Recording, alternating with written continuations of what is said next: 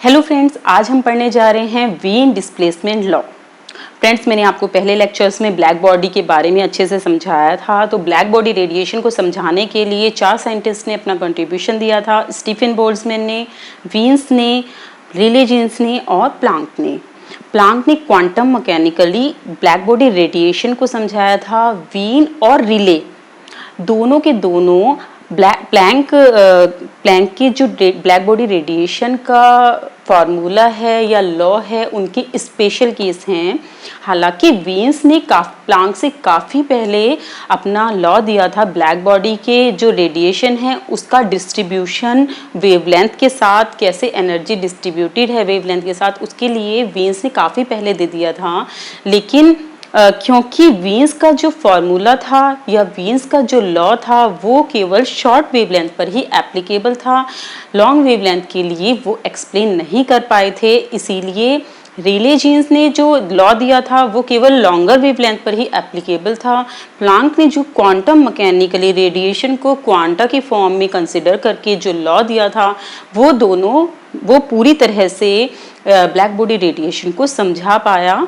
और बाद में ये भी प्रूव किया गया कि प्लैंक का लॉ वीन्स लॉ और रिले जीन्स लॉ को भी समझा सकता है, यानी कि ये दोनों लॉ प्लैंक के लॉ के स्पेशल केस हैं। तो आज हम सबसे पहले स्टीफन बोल्ट्जमैन लॉ और वीन्स का लॉ देखेंगे इस लेक्चर में, इस पर्टिकुलर लेक्चर में। नेक्स्ट में हम रिले जीन्स का लॉ पढ़ेंगे।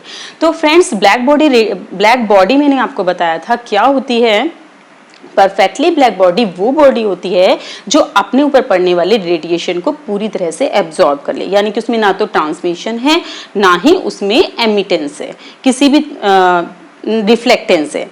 ठीक है, ऑर्डिनरी बॉडी के ऊपर जब आप रेडिएशन डालते हैं तो थोड़ा एब्जॉर्ब करती है, थोड़ा ट्रांसमिट करती है और थोड़ा रिफ्लेक्ट कर देती है। लेकिन परफेक्टली ब्लैक बॉडी एक ऐसी बॉडी है जो अपने ऊपर पड़ने वाले रेडिएशन की हर वेवलेंथ को एब्जॉर्ब कर लेती है। तो स्टीफन बोल्ट्जमैन का लॉ और वीन्स का लॉ परफेक्टली ब्लैक बॉडी के लिए है। सबसे पहली कंडीशन ये आपको ध्यान रखनी है।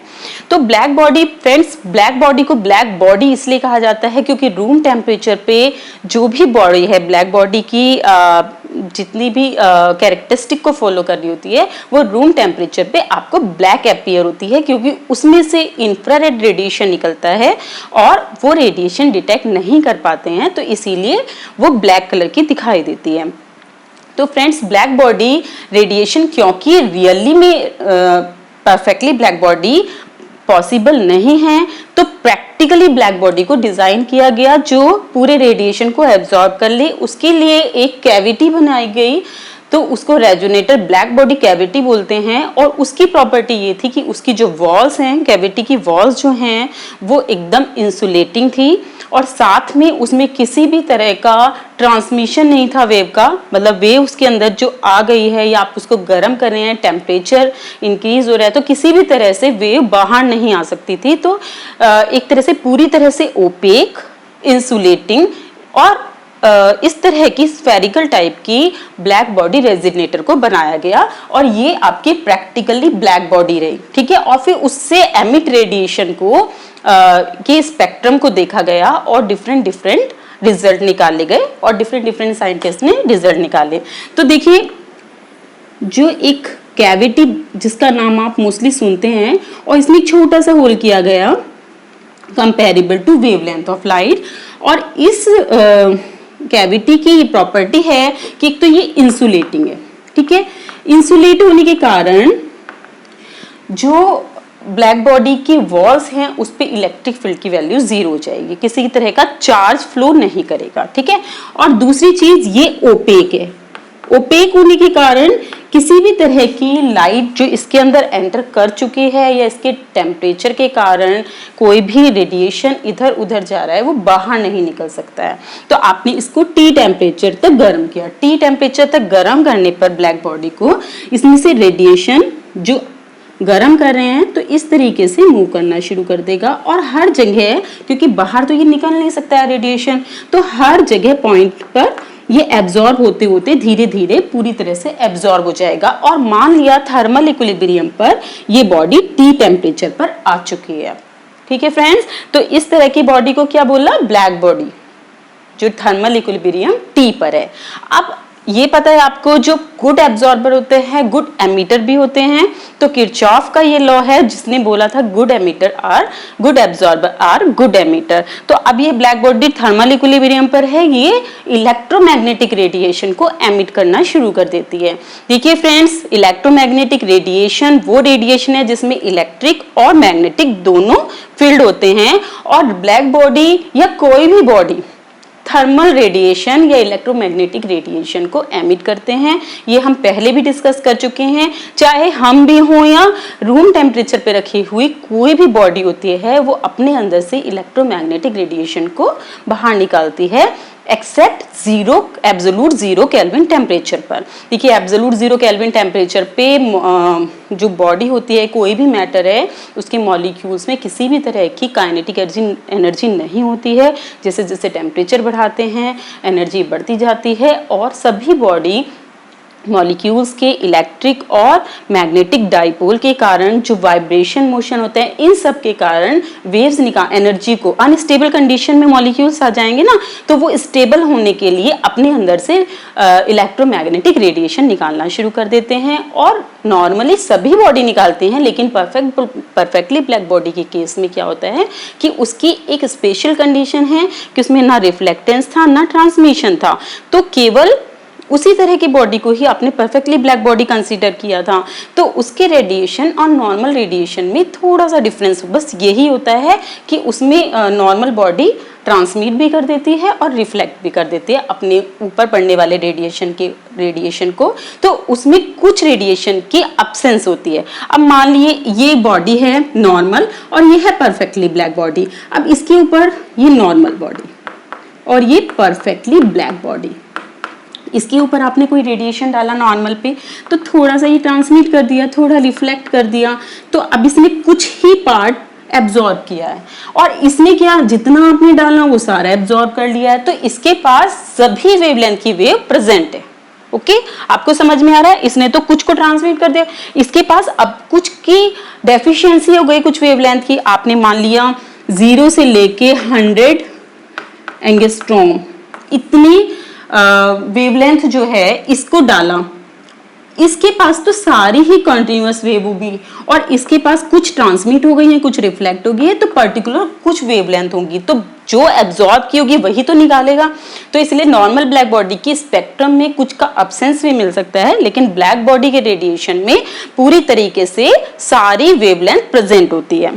ठीक है फ्रेंड्स, अभी हम बात कर रहे थे ब्लैक बॉडी कैविटी की। तो इस तरह से एक प्रैक्टिकली ब्लैक बॉडी को डिजाइन किया गया जिसकी वॉल परफेक्टली इंसुलेटेड और ओपेक थी, और उसमें एक बहुत छोटा सा होल है जिसके थ्रू रेडिएशन जब ये थर्मल इक्विलिब्रियम में आ जाती है तो इलेक्ट्रोमैग्नेटिक रेडिएशन जो निकल रहा है उसको हम कैलकुलेट करेंगे। तो वीन्स ने थर्मल इक्विलिब्रियम को कंसीडर ना करते हुए, थर्मली तो टेम्परेचर कांस्टेंट होता है, एडियाबैटिक एक्सपेंशन और कॉन्ट्रैक्शन किया इस ब्लैक बॉडी में। तो आपको पहले भी पता है कि एडियाबैटिकली टेम्परेचर ड्रॉप होता है अगर आप एक्सपेंड करते हैं किसी बॉडी को, और अगर आप कॉन्ट्रैक्ट करते हैं तो टेम्परेचर इंक्रीज होता है। तो टेम्परेचर के साथ जो इलेक्ट्रोमैग्नेटिक रेडिएशन इस ब्लैक बॉडी से निकल रहा था उसमें क्या वेरिएशन हुआ उसको वीन ने कैलकुलेट किया और एक ग्राफ प्लॉट किया, और इस ग्राफ के थ्रू देखा कि जो energy emitted per unit area है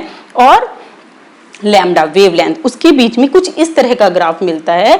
और देखिए ये मैंने इस तरह से बनाया है, that means peak shorter wavelength की तरफ शिफ्ट होती जा रही है। तो ये चीज देखी गई कि 2000 केल्विन, और जैसे जैसे टेम्परेचर बढ़ाते जाते हैं 6000 केल्विन, जैसे जैसे बॉडी का टेम्परेचर होता है बढ़ रहा है तो पीक लोअर वेवलेंथ की तरफ शिफ्ट होती है, शॉर्टर वेवलेंथ की तरफ शिफ्ट होती चली जाती है। दैट मीन्स कि ये तो कंटिन्यूअस सारे वेवलेंथ दिखाई दे रही है, और लेकिन टेम्परेचर आपने और ज्यादा बढ़ाया तो और ज्यादा, अभी देखिए 2000 केल्विन था, 2000 केल्विन के कॉरस्पॉन्ड आपको इतनी वेवलेंथ की सारी वेवलेंथ मिल रही थी इससे आगे की। उसके बाद आपने टेम्परेचर बढ़ाया, ये मान लिया 4000 केल्विन है, इस पर अब यहाँ पर भी कुछ वेवलेंथ आनी शुरू हो गई। ये वाली वेवलेंथ की वेव्स भी निकलनी शुरू हो गई इलेक्ट्रोमैग्नेटिक रेडिएशन में, और उसके बाद देखा तो और भी छोटी वेवलेंथ निकलनी शुरू हो गई। दैट मीन्स कि जैसे जैसे टेम्परेचर ब्लैक बॉडी का इंक्रीज होता चला जाता है तो और शॉर्टर वेवलेंथ की वेव निकलनी शुरू हो जाती है। और आपको मैंने इलेक्ट्रोमैग्नेटिक स्पेक्ट्रा भी समझाया था, उसमें बताया था कि जो लॉन्गर वेवलेंथ होती है वो इंफ्रारेड, रेडियो वेव्स ये सब होती हैं, और शॉर्टर वेवलेंथ और हाई फ्रीक्वेंसी की वेवलेंथ अल्ट्रावायलेट वेव्स होती हैं। ठीक है, तो विजिबल रीजन पहले ये इंफ्रारेड के कॉरेस्पॉन्ड हो गया, धीरे धीरे जैसे जैसे टेम्परेचर बढ़ाना शुरू किया तो ये जो पीक है ये विजिबल के कॉरेस्पॉन्ड निकलने शुरू हो गई, तो आपको रेड लाइट अपीयर होनी शुरू हो गई। और जैसे जैसे टेम्परेचर इंक्रीज करते चले जा रहे हैं उसी तरीके से विजिबल लाइट के कलर्स चेंज होते चले जा रहे हैं, और जब हाई टेम्परेचर कर रहे हैं तो इसके कॉरेस्पॉन्ड ये जो पीक है ना फ्रेंड्स, ये है लैम्डा मैक्सिमम, यानी पीक के कॉरेस्पॉन्ड जो वेवलेंथ है। ठीक है, तो ये शिफ्ट होती चली जा रही है शॉर्टर वेवलेंथ की तरफ, ब्लू के लिए और नीचे कम पे आ गई, तो ब्लू कलर भी दिखाई देना शुरू हो गया। और जैसे जैसे आप इधर चले जाएंगे तो आपको व्हाइट कलर दिखाई देना शुरू हो जाएगा, तो बॉडी उसी तरह से उसी कलर की अपीयर होनी शुरू हो जाती है जिस टेम्परेचर पर ब्लैक बॉडी को रखा गया है। इस बहुत ही इंपॉर्टेंट रिजल्ट्स को वीन्स ने निकाला, और उन्होंने एक फॉर्मूला निकाला कि lambda maximum into T is equal to constant, और बाद में प्लैंक ने बी की वैल्यू 2.897 इंटू 10⁻³ मीटर केल्विन के इक्वल निकाली। तो इस पर्टिकुलर फॉर्मूले की हेल्प से आप किसी भी बॉडी का टेम्परेचर निकाल सकते हैं। ठीक है फ्रेंड्स, ये बहुत इंपॉर्टेंट फॉर्मूला होता है। जितने भी एस्ट्रोनॉमिकल बॉडीज हैं, जो कॉमेट्स हैं, प्लैनेट हैं, और जो भी यूनिवर्स की बॉडीज है, उन तक के टेम्परेचर इस पर्टिकुलर फॉर्मूले की हेल्प से आप निकाल सकते हैं। ठीक है, तो वीन्स का डिस्प्लेसमेंट लॉ, आज की क्लास में ये सब क्वेश्चंस हम डिस्कस कर रहे हैं। तो वीन्स का डिस्प्लेसमेंट लॉ ये कहता है कि ब्लैक बॉडी का टेम्परेचर जैसे जैसे इंक्रीज करते चले जाते हैं तो उसका जो रेडिएशन है उसमें पर्टिकुलर जो शॉर्टर वेवलेंथ की वेव अपीयर होनी शुरू हो जाती है, या फिर हम कह सकते हैं कि पीक के कॉरेस्पॉन्ड जो वेवलेंथ है वो शॉर्टर वेवलेंथ की तरफ शिफ्ट होनी शुरू हो जाती है, यानी कि lambda maximum inversely proportional to T. ठीक है फ्रेंड्स, फिर आता है स्टीफेंस बोल्ट्जमैन लॉ। स्टीफेंस का लॉ बोलता है कि किसी भी बॉडी का जो टेम्परेचर, किसी भी पर्टिकुलर बॉडी, किसी भी नहीं, sorry friends, black body, Stefan का लॉ भी परफेक्टली ब्लैक बॉडी के लिए था। उन्होंने बोला कि परफेक्टली ब्लैक बॉडी जो होती है उसके सरफेस से जो एमिटेड रेडिएशन होता है उसकी वैल्यू एमिटेड रेडिएशन होता है वो प्रोपोर्शनल होता है उस बॉडी के टेम्परेचर के 4th पावर के। ये बहुत इंपॉर्टेंट रिजल्ट है, और ये इसका एरिया से भी निकाला जाता है। ठीक है फ्रेंड्स, क्योंकि ये एनर्जी वर्सेस लैम्डा ग्राफ है, तो जैसे जैसे टेम्परेचर इंक्रीज होता है एमिटेड रेडिएशन की वैल्यू भी बढ़ती चली जाती है ब्लैक बॉडी के केस में। दोनों ही लॉ परफेक्टली ब्लैक बॉडी के लिए एप्लीकेबल है, लेकिन परफेक्टली ब्लैक बॉडी एप्लीकेबल नहीं है। तो जो बहुत ही हायर रेंज के टेम्परेचर की बॉडीज होती हैं उनको हम perfectly body, approximate perfectly body consider कर लेते हैं, और उनके रेडिएशन को कैलकुलेट करके उसकी हेल्प से उन बॉडीज का टेम्परेचर निकाल सकते हैं। What is the importance of Wien's and Stefan law? मैंने जैसे कि डिस्कस किया है, जितने भी एस्ट्रोनॉमिकल सब्सटेंस हैं, बॉडीज हैं, उन सब के टेम्परेचर, या जितने भी सेंसर, रिमोट सेंसिंग में भी इसको यूज़ किया जाता है। रिमोट सेंसिंग में स्टीफन्स लॉ बहुत इंपॉर्टेंट है। हम रिमोट सेंसिंग में सेंस करते हैं कि क्योंकि स्टीफन्स ने बोला था कि कोई भी परफेक्टली ब्लैक बॉडी है वो जो रेडिएशन एमिट कर रही है वो उसकी बॉडी के टेम्परेचर की 4th पावर के इक्वल है। तो हम रिमोट सेंसर में सेंसर जो बनाते हैं वो हम इस तरीके से डिज़ाइन करते हैं कि हमें पता हो कि इस पर्टिकुलर टेम्परेचर पर कितना रेडिएशन निकलेगा, उसके हिसाब से सेंसर को बनाया जाता है या डिज़ाइन किया जाता है। तो इन दोनों लॉ का हर तरह से बॉडी के टेम्परेचर मेजरमेंट में मेनली बहुत ज़्यादा कंट्रीब्यूशन है। तो फ्रेंड्स अब हम लास्ट में पढ़ रहे हैं एग्जाम्पल फ्रॉम एवरीडे लाइफ।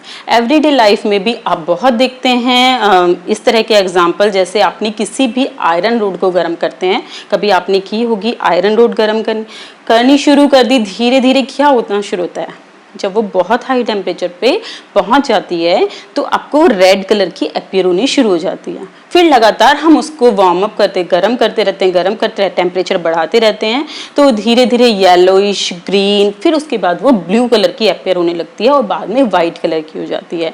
तो वही शिफ्ट इसमें दिखाई दे रहा है कि टेम्परेचर बढ़ते बढ़ते ये शॉर्टर वेवलेंथ भी दिखाई देनी शुरू हो जाती है। Shorter wavelength different visible region के कॉरस्पॉन्ड दिखाई देनी शुरू हो जाती है। और जब आप हल्का गर्म करते हैं तो इंफ्रारेड रेडिएशन एमिट होता है जो कि आपको विजिबल नहीं होता है, इसीलिए आपको किसी भी तरह का टेम्परेचर नहीं दिखाई देता है। टेम्परेचर बढ़ने पर ही आपको विजिबल रीजन दिखाई देता है। फ्रेंड, जो भी एस्ट्रोनॉमिकल स्टार्स और कोमेट्स हैं, हालांकि इंफ्रारेड रेडिएशन छोड़ने वाले कोमेट्स को भी अब डिटेक्ट किया जा सकता है वीन डिस्ट्रीब्यूशन लॉ से। उसमें बस टेलीस्कोप की स्पेशल फीचर्स होते हैं जो कि मैंने आपको पिछले लेक्चर में अच्छे से डिस्कस किया है, वो आप फॉलो कर सकते हैं। तो एवरीडे लाइफ में हम देख रहे हैं कि क्या क्या चीज़ हैं, जैसे एक मैमल्स होते हैं, मैमल्स की स्किन से भी टेम्परेचर निकलता है, 300 केल्विन होता है मैमल्स की बॉडी का टेम्परेचर। तो जब हम एक सेंसर लगा देते हैं और कोई मैमल वहाँ से जाता है तो उनकी बॉडी से जो रेडिएशन निकलता है उस रेडिएशन को डिटेक्ट कर लेता है वो सेंसर, और वीन डिस्प्लेसमेंट लॉ से हम पता लगा लेते हैं कितने टेम्परेचर की कोई चीज़ यहाँ से गई है। और हमें पता होता है कि मैमल्स की बॉडी का टेम्परेचर लगभग 300 केल्विन है, कि इतने टेम्परेचर की कोई चीज़ यहाँ से गई है। और बर्गर अलार्म्स होते हैं, इंफ्रारेड रेडिएशन के जो अलार्म होते हैं, तो उससे सब डिटेक्ट हो जाता है क्या रेडिएशन हो रहा है और किस तरीके से इस एपरेटस को डिज़ाइन किया जाता है। अब एग्जांपल में एक ब्लू लाइट है फ्रेंड्स, ब्लू लाइट आप लगाते हो ऑफिस में, रेड लाइट भी लगाई जाती है। तो आपको अभी तक क्या पता था कि ब्लू लाइट कूल को रिप्रेजेंट करती है और रेड लाइट जो होती है वो हॉट को रिप्रेजेंट करती है, लेकिन फ्रेंड्स एक इसमें थोड़ा सा कॉन्ट्राडिक्शन है। रेड लाइट लो टेम्परेचर पर प्रोड्यूस होती है और ब्लू लाइट हाई टेम्परेचर पर प्रोड्यूस होती है।